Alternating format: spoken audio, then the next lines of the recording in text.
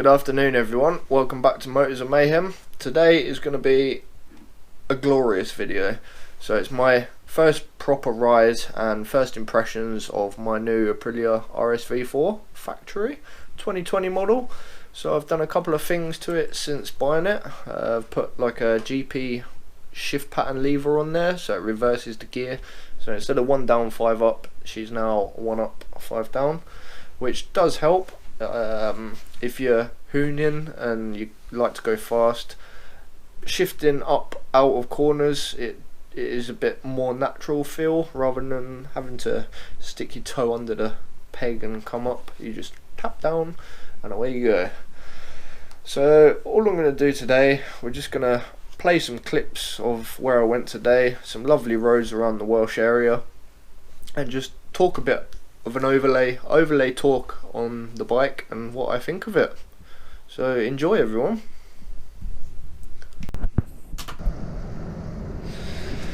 And hello and welcome to the first ride. Well, it's not actually the first ride. I've been out a few times before, put a couple 100 miles on the bike, but so I had the bike a week, I did 200 miles on it. Not going crazy, just getting used to it, how it feels, how it rides. And then one of my friends noticed an oil leak. So, yeah, an oil leak 200 miles into ownership, not good.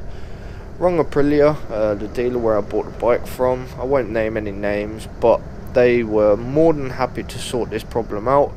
Obviously, warranty work, so I didn't take it to the place where I bought it from. I actually took it to a local garage in Gloucester, and they were more than happy to take the job on, and they had the bike for a week. So it was a week turnaround, gave it to them, they fixed it, and they were pleasant. Yeah, a really good experience, considering it was absolutely ramo in there, and they said that I probably wouldn't get the bike looked at for a couple of weeks.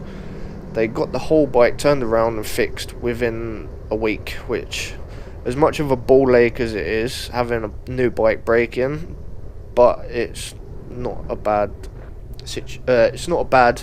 outcome at all, really, in my opinion. So props to Frasers of Gloucester. Yeah. 1 2 1 2 Frasers of Gloucester. Wow. So I'll insert some pictures right about now of the bike going. I was very sad.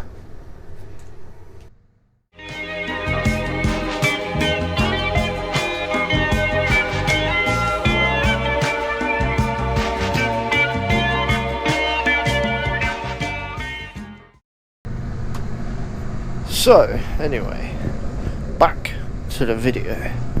The first ride of the 2020 RSV4 factory.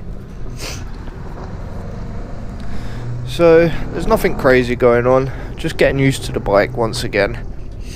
I used to have a 2008 Honda Fireblade 1000 RR, and it had quite a lot of modifications, and if I'm honest, I thought it was the perfect bike. It was set up for me. Used it on track a few times, used it on quite spirited road riding, and yeah, thought it was amazing. Oh, there's a good one coming. Keep a lookout for the car in a minute.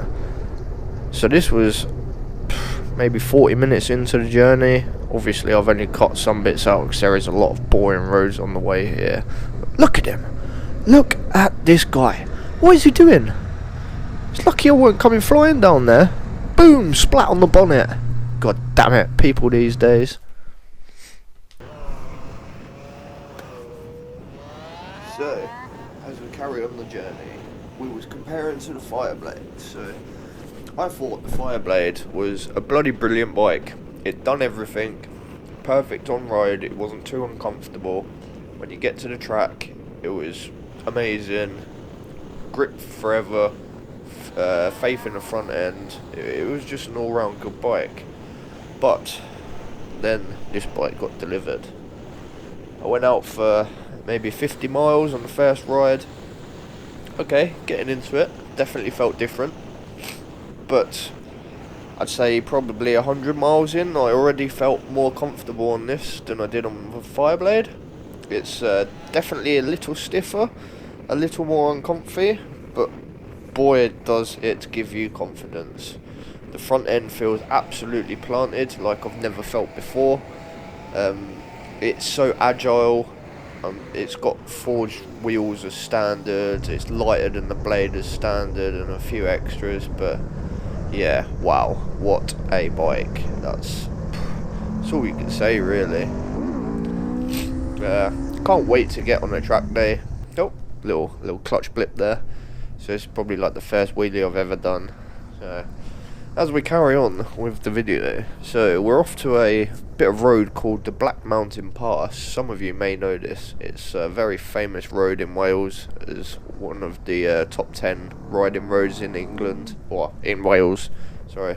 In the UK, should I say. I'm getting everything muddled up now. Geography is not a strong point, but don't take that as a definitive. So, this is the Black Mountain Pass that we've just come onto, and this is the first proper spirited ride that I've had on the bike, and I don't know the road. This was the first time there, and wow, did I feel at home.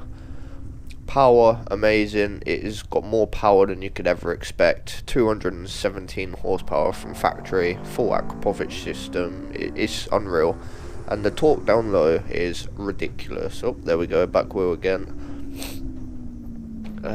In, out corners, the power out the corners is ridiculous. Like I say as well, the confidence in the front end is just miles above anything that I've ever ridden before. Crazy. So the bike comes with Supercourser SP tyres, which again are incredible, but I would not want to go out in the rain on them. I've heard bad things in the rain, but on a nice summer's day or a nice warm day and you're going for a spirited ride, I'd say they're spot on.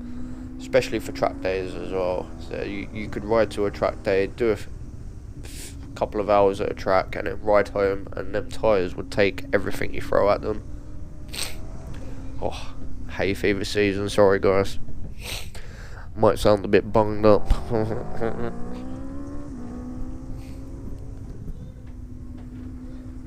Yeah, Black Mountain Pass. I believe the actual name for this is the A4069. Definitely recommend going there, people. It's an amazing road, really is. The good thing is you can see for a long time as well, so you can give it some. Obviously, we're only doing the speed limit. The video is just sped up, but yeah, great bit of road. And the bike, wow. There's not a lot I can say on it really, it's just incredible. I will say, long journeys, it's not great. The seat, when it come, the seat looked very comfortable. Any further than about 30 miles, your butt will be aching. And then I think we spent about an hour and a half getting to this place, and my wrists were dead, my back was killing me.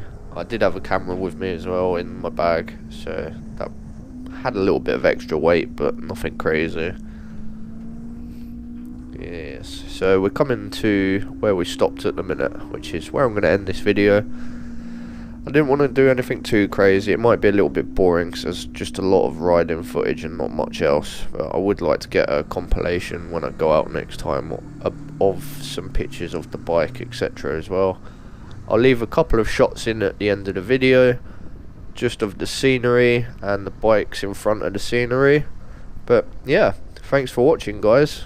Stay tuned for a next episode, which will probably be a car review, and hope you've enjoyed it. Like, share, subscribe. Thank you very much. Bye.